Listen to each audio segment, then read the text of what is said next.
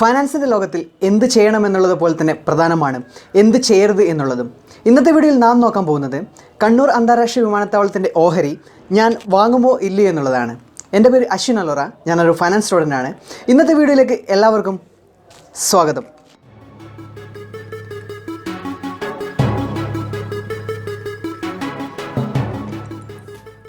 Video തുടങ്ങുന്നതിന് മുമ്പ് എനിക്ക് പറയാനുള്ളത്, ഈ വീഡിയോ തികച്ചും എൻ്റെ വ്യക്തിപരമായിട്ടുള്ള അഭിപ്രായം മാത്രമാണ്.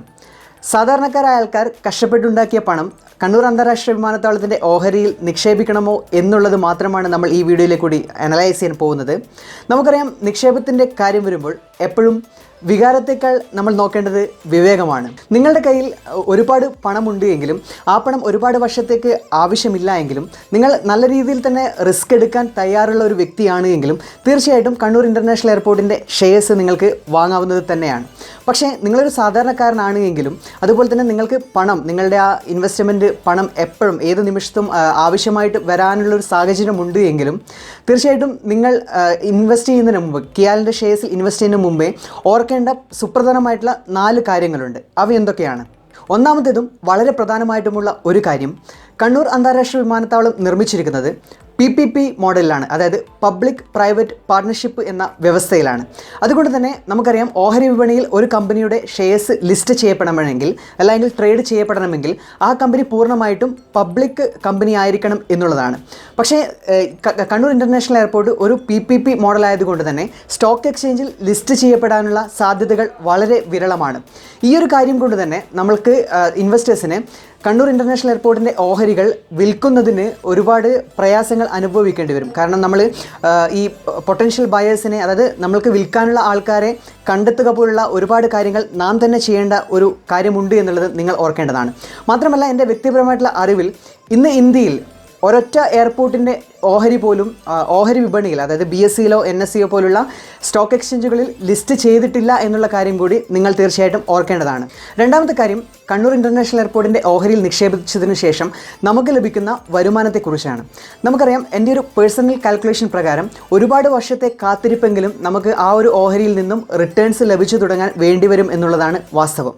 നമ്മൾ കൊച്ചിൻ ഇൻ്റർനാഷണൽ എയർപോർട്ടുമായിട്ട് കമ്പയർ ചെയ്യുമ്പോൾ, താരതമ്യം ചെയ്യുമ്പോൾ നമുക്കറിയാം, 1994-95 കാലഘട്ടത്തിൽ കൊച്ചി ഇൻ്റർനാഷണൽ എയർപോർട്ടിൽ നിക്ഷേപിച്ച ആൾക്കാർക്ക് ഏകദേശം 2006 കാലഘട്ടത്തിലാണ് ഫസ്റ്റ് ഒരു റിട്ടേൺ എന്ന രീതിയിൽ 8% ഡിവിഡൻഡ് ലഭിക്കുന്നത്. അപ്പോൾ അത്രയും വർഷത്തെ ഒരു, നമുക്കറിയാം, കൊച്ചിൻ ഇൻ്റർനാഷണൽ എയർപോർട്ട് ഷിഫ്റ്റ് ചെയ്തതാണ്, പുതിയതായിട്ട് കൺസ്ട്രക്ട് ചെയ്തതെല്ലാം. മുന്നേ ഉണ്ടായിരുന്നൊരു എയർപോർട്ട് മറ്റൊരു സ്ഥലത്ത് നിന്നും സ്ഥലം മാറ്റി കൺസ്ട്രക്ട് ചെയ്ത ഒരു എയർപോർട്ടാണ്. അപ്പോൾ ആ ഒരു എയർപോർട്ടിന് അത്രയും വർഷത്തെ കാത്തിരിപ്പ് വേണ്ടി വന്നുവെങ്കിൽ കണ്ണൂർ ഇൻ്റർനാഷണൽ എയർപോർട്ടിന് തീർച്ചയായിട്ടും അത്രയെങ്കിലും ഉള്ള ഒരു കാത്തിരിപ്പ് വേണ്ടിവരും എന്നുള്ള കാര്യം നിങ്ങൾ തീർച്ചയായിട്ടും ഉൾക്കൊള്ളേണ്ട ഒരു കാര്യമാണ്. മൂന്നാമത്തെ കാര്യം, ഏവിയേഷൻ സെക്ടറുമായി ബന്ധപ്പെട്ടുള്ളതാണ്. നമുക്കറിയാം, തീർച്ചയായിട്ടും ഏവിയേഷൻ സെക്ടറിന് ഒരുപാട് സ്കോപ്പുള്ള ഒരു രാജ്യം തന്നെയാണ് നമ്മളുടെ ഇന്ത്യ എന്ന് പറയുന്നത്. അതിൽ ആർക്കും ഒരു തർക്കമില്ല. പക്ഷേ നമ്മൾ ഓർക്കേണ്ട ഒരു കാര്യം, ഇന്ത്യയിലെ എയർപോർട്ട് അതോറിറ്റി ഓഫ് ഇന്ത്യയുടെ കണക്കുകൾ പ്രകാരം ഇന്ന് ഇന്ത്യയിൽ ഏകദേശം 25ഓളം ഗോസ്റ്റ് എയർപോർട്ടുകൾ, അതായത് പൂട്ടിക്കിടക്കുന്ന വിമാനത്താവളങ്ങൾ ഉണ്ട് എന്നുള്ള കാര്യം കൂടി നമ്മൾ ഒരിക്കലും ഓർക്കാതിരിക്കാൻ പാടില്ല. ഈ ഒരു കാര്യം കൊണ്ട് തന്നെ ഞാൻ പറഞ്ഞു വരുന്നത് കണ്ണൂർ ഇൻ്റർനാഷണൽ എയർപോർട്ട് പൂട്ടുമെന്നല്ല. ഞാൻ പറഞ്ഞു വന്നത് ഒരുപാട് റിസ്ക്കിയാണ്, നല്ല കോമ്പറ്റീഷനുള്ള സെക്ടർ തന്നെയാണ് തീർച്ചയായിട്ടും ഈ ഏവിയേഷൻ, പ്രത്യേകിച്ച് എയർപോർട്ടിൻ്റെ സെക്ടർ എന്നുള്ളത്. കേരളത്തിന് നമ്മളുടെ ഒരു കാര്യമെടുത്ത് കമ്പയർ ചെയ്യുകയാണെങ്കിൽ കാലിക്കറ്റ് ഇൻ്റർനാഷണൽ എയർപോർട്ടിൽ നിന്നും മംഗലാപുരം എയർപോർട്ടിൽ നിന്നും കണ്ണൂർ അന്താരാഷ്ട്രീയ വിമാനത്താവളത്തിന് തീർച്ചയായിട്ടും നല്ല രീതിയിലുള്ള കോമ്പറ്റീഷൻ തന്നെയായിരിക്കും. അത് എത്ര മറച്ചു വെച്ചിട്ടും ഉള്ള ഒരു കാര്യമല്ല, നമ്മൾക്ക് തീർച്ചയായിട്ടും പറയേണ്ട ഒരു കാര്യം തന്നെയാണ്. കാലിക്കറ്റ് ഇൻ്റർനാഷണൽ എയർപോർട്ട് തീർച്ചയായിട്ടും ഒരു എക്സ്പാൻഷനൊക്കെ വരികയാണെങ്കിൽ പാസഞ്ചേഴ്സ് തീർച്ചയായിട്ടും പ്രൈസ് ആയിരിക്കും. നമുക്കറിയാം, നമ്മൾ ഇന്ത്യൻസ്, ഇപ്പം ഞാൻ അടക്കമുള്ള ആൾക്കാരാണെങ്കിലും ട്രാവൽ ചെയ്യുന്നതിന് മുമ്പ് ആദ്യം നോക്കുന്ന ഒരു കാര്യം പ്രൈസ് തന്നെയാണ്. അപ്പോൾ ആ ഒരു അങ്ങനെയുള്ള ഫാക്ടേഴ്സും കൂടി നമ്മൾ കൺസിഡർ ചെയ്യണം. ഒരു ഇൻവെസ്റ്റ്മെൻറ്റ് എന്നുള്ള രീതിയിലാണ് ഞാൻ സംസാരിക്കുന്നത്. അപ്പോൾ തീർച്ചയായിട്ടും നല്ല റിസ്ക്കും അതുപോലെ തന്നെ നല്ല ക്ഷമയോട് കൂടി കാത്തിരിക്കാൻ പറ്റുന്ന ഇൻവെസ്റ്റേഴ്സ് ആണെങ്കിൽ മാത്രം നിങ്ങൾ കണ്ണൂർ ഇൻ്റർനാഷണൽ എയർപോർട്ടിൻ്റെ അല്ലെങ്കിൽ പ്രത്യേകിച്ച് മറ്റുള്ള ഏതൊരു എയർപോർട്ടിൻ്റെ ആണെങ്കിലും ഓഹരിയിൽ നിക്ഷേപിക്കുക എന്നുള്ളതാണ് എൻ്റെ വ്യക്തിപരമായിട്ടുള്ള അഭിപ്രായം. നാലാമത്തേതും അവസാനത്തേതുമായ ഒരു പോയിൻറ്റ് ബോർഡ് ഓഫ് ഡയറക്ടേഴ്സുമായി ബന്ധപ്പെട്ടുള്ളതാണ്. കണ്ണൂർ അന്താരാഷ്ട്രീയ വിമാനത്താവളത്തിൻ്റെ കാര്യം നോക്കുകയാണെങ്കിൽ ഏത് പാർട്ടി വന്നാലും ഏത് ഭരണം മാറി വന്നാലും തീർച്ചയായിട്ടും കിയാലിൻ്റെ ബോർഡ് ഓഫ് ഡയറക്ടേഴ്സിൽ നിങ്ങൾക്ക് തീർച്ചയായിട്ടും രാഷ്ട്രീയക്കാരെ പ്രതീക്ഷിക്കാം. വ്യക്തിപരമായിട്ട് കമ്പനികളുടെ ബോർഡ് ഓഫ് ഡയറക്ടേഴ്സിൽ രാഷ്ട്രീയക്കാരുള്ള കമ്പനികളെ ഞാൻ തീർച്ചയായിട്ടും സെലക്ട് ചെയ്യുന്നതില്ല. അതിന് ഒരുപാട് കാരണങ്ങളുണ്ട്. ഒരു ഇൻവെസ്റ്റർ എന്നുള്ള രീതിയിൽ ചിലപ്പോൾ അത് ഇൻഡിവിജ്വൽ ഒരു ഡിസിഷനാണ്. ചിലപ്പോൾ ആളുകൾക്ക് മറ്റുള്ള ഒരു അഭിപ്രായം ഉണ്ടായിരിക്കാം. പക്ഷേ വ്യക്തിപരമായിട്ട് ബോർഡ് ഓഫ് ഡയറക്ടേഴ്സിൽ രാഷ്ട്രീയക്കാരുള്ള ഒരു കമ്പനിയെ ഞാൻ തീർച്ചയായിട്ടും ഇൻവെസ്റ്റ്മെൻറ്റിന് വേണ്ടിയിട്ട് സെലക്ട് ചെയ്യില്ല എന്നുള്ളതാണ് എനിക്ക് നിങ്ങളോട് പറയാനുള്ളത്. കണ്ണൂർ അന്താരാഷ്ട്ര വിമാനത്താവളത്തിൻ്റെ ഓഹരിയിൽ ഞാൻ നിക്ഷേപിക്കുമോ എന്ന് ചോദിച്ചാൽ അതിനുള്ള സ്ട്രെയിറ്റ് ആയിട്ടുള്ള ഉത്തരം ഇല്ല എന്നുള്ളതാണ്. അതിന് പ്രധാനമായിട്ടും എനിക്ക് പറയാനുള്ളത് 2 കാരണങ്ങളാണ്.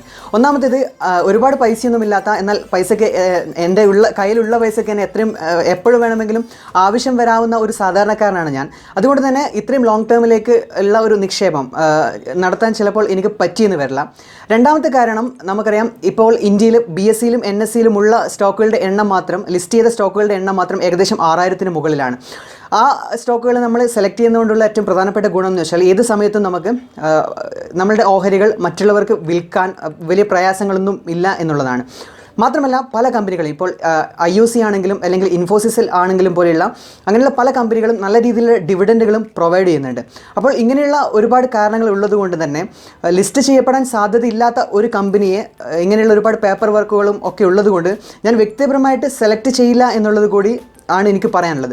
പക്ഷേ തീർച്ചയായിട്ടും ഇങ്ങനെയുള്ള കാര്യങ്ങളൊക്കെ ഞാൻ നേരത്തെ ഡിസ്കസ് ചെയ്ത കാര്യങ്ങളൊക്കെ ഉൾക്കൊണ്ടുകൊണ്ടും ഇൻവെസ്റ്റ് ചെയ്യാൻ തയ്യാറാവുന്ന ഇൻവെസ്റ്റേഴ്സിന് തീർച്ചയായിട്ടും അതിൻ്റെ ഒരു ഫോം ഞാൻ ഈ വീഡിയോയുടെ ഡിസ്ക്രിപ്ഷൻ ബോക്സിൽ നൽകിയിട്ടുണ്ട്. ആ ഫോമുകൾ ഫില്ല് ചെയ്തുകൊണ്ട് ട്രിവാൻഡ്രത്തുള്ള കിയാലിൻ്റെ ഓഫീസിലേക്ക് സെൻഡ് ചെയ്യുകയാണെങ്കിൽ നിങ്ങൾക്ക് കിയാലിൻ്റെ ഷെയർസ് ലഭിക്കാനുള്ള ഒരു സാധ്യതയുണ്ട് എന്നാണ് എനിക്ക് ഇതോടൊപ്പം കൂട്ടിച്ചേർക്കാനുള്ളത്. സോ ഇന്നത്തെ വീഡിയോ നിങ്ങൾക്കെല്ലാവർക്കും ഉപകാരപ്രദമായി എന്ന് ഞാൻ വിശ്വസിക്കുന്നു. എങ്കിൽ തീർച്ചയായും ഈ വീഡിയോയ്ക്ക് ഒരു ലൈക്ക് തരിക. ഈ ചാനൽ ഇതുവരെ സബ്സ്ക്രൈബ് ചെയ്തില്ല എങ്കിൽ ഉടൻ തന്നെ സബ്സ്ക്രൈബ് ചെയ്യുക. അടുത്ത് കാണുന്ന ആ ബെല്ലൈക്കൺ ഇനേബിൾ ചെയ്യുക. ഈ വീഡിയോ നിങ്ങളുടെ ഫ്രണ്ട്സുമായി ഷെയർ ചെയ്യുക. സോ അടുത്ത വീഡിയോയുമായി കാണുന്നതുവരെ ഞാൻ അശ്വിൻ അലോറ. നന്ദി, നമസ്കാരം.